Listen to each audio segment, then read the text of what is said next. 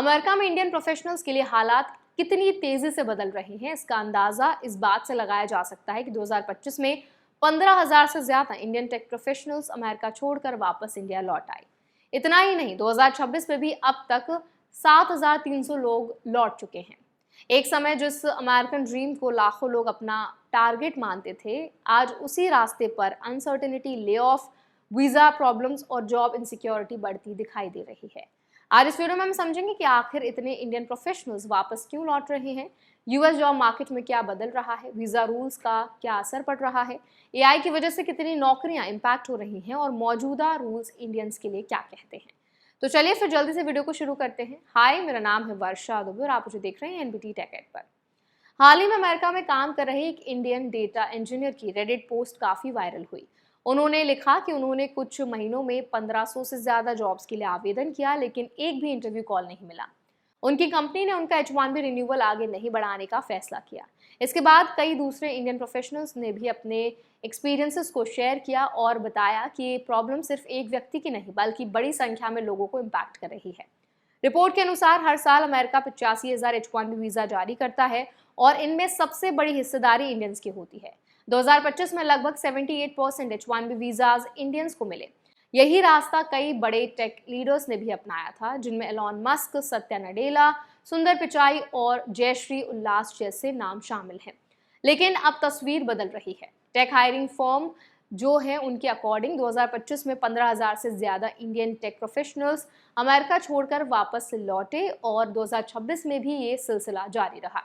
Firm का कहना है कि हालात ऐसे बन रहे हैं जहां वापस लौटने वालों की संख्या अमेरिका जाने वालों से भी ज्यादा हो सकती है।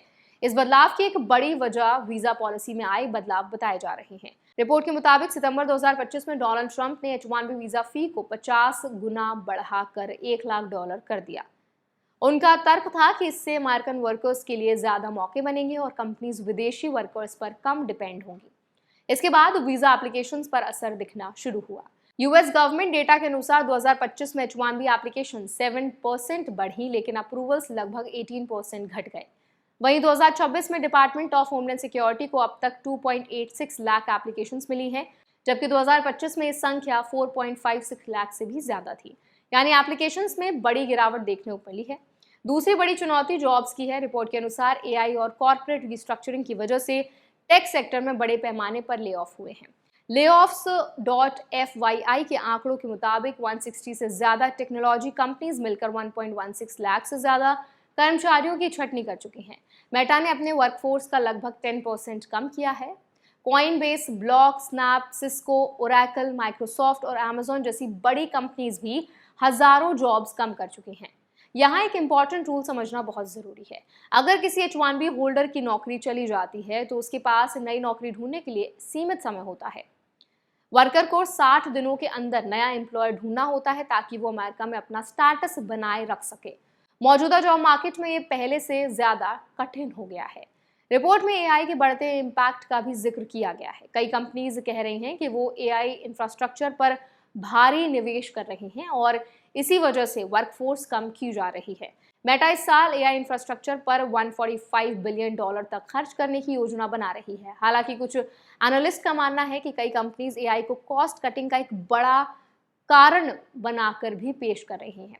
स्टूडेंट्स भी इस बदलाव से इम्पैक्ट हो रहे हैं। रिपोर्ट के अनुसार 2024-25 में यूएस यूनिवर्सिटीज में इंडियन स्टूडेंट्स की हिस्सेदारी सबसे ज्यादा रही, लेकिन पिछले साल इंडियंस को मिलने वाले F1 स्टूडेंट वीजा में 60% की गिरावट दर्ज की गई। इसके अलावा Trump administration optional practical training यानी कि OPT प्रोग्राम को सीमित या खत्म करने पर भी विचार कर रही है। यही प्रोग्राम कई स्टूडेंट्स के लिए पढ़ाई के बाद जॉब और आगे वर्क वीजा का रास्ता बनता था। पॉलिटिकल लेवल पर भी असर दिखाई दे रहा है। जनवरी में टेक्सास गवर्नर ग्रेग एबट ने पब्लिक यूनिवर्सिटीज और स्टेट यूनिवर्सिटीज को नए H1B एप्लीकेशन प्रोसेस करने से रोकने का आदेश दिया। वहीं ग्रीन कार्ड प्रोसेसिंग को लेकर भी इंडियंस पर असर पड़ रहा है। फिस्कल ईयर 2025 में जारी 3,50,120 ग्रीन कार्ड में से केवल 15,460 इंडियंस को मिले। वहीं पेंडिंग ग्रीन कार्ड केसेस की संख्या 18 लाख बताई गई है, जिनमें 60% से ज्यादा इंडियंस हैं। अब इस पूरे अपडेट पर आप क्या राय रखते हैं, आपका क्या ओपिनियन है, कमेंट्स में शेयर करें। ऐसे और वीडियोस के लिए हमारे चैनल एनबीटी टेक एड को भी जरूर सब्सक्राइब करें।